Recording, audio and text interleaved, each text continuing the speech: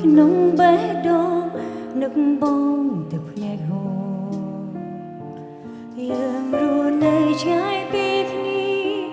ពេលវេលាមិនអសូរបេះដូងងួនស្រេចធ្ងរចង់ជុំបងណាស់ភាពបែកការស្រ័យសួរអូនពេលណាសួនបងមកវិញមនុស្សកំពុងពេញស្រឡាញ់បែកគ្នារហ័សខ្យល់ត្រជាក់បាំងចុងដៃចិត្តណឡៃនឹករឿងចាំងទ្វីបលោកបដូរប្លាំងពេលដែលគ្មានបងនៅក្បែរ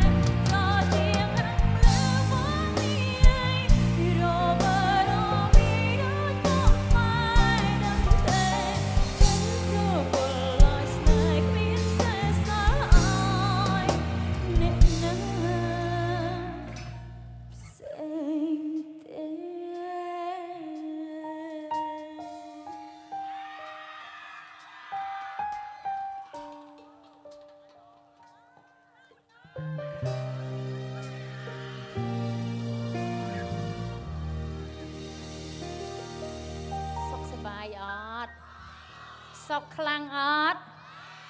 មានបានមើលកូនអត់មុននឹងកំសត់អត់មិនបានមើលឃើញថាកំសត់ចាមកពីគេស្បើកនាំមកបញ្ចាំងយកឲ្យយើងមើលអ្វីដែលសំខាន់ខ្ញុំបានមើលរឿងហ្នឹងហើយវាពិតជាមានបារម្ភថាមនុស្សចេតនាភាពកក់ក្ដៅអ្វីដែលឪពុកម្ដាយបដៅក៏អត់ដែលខុសទេ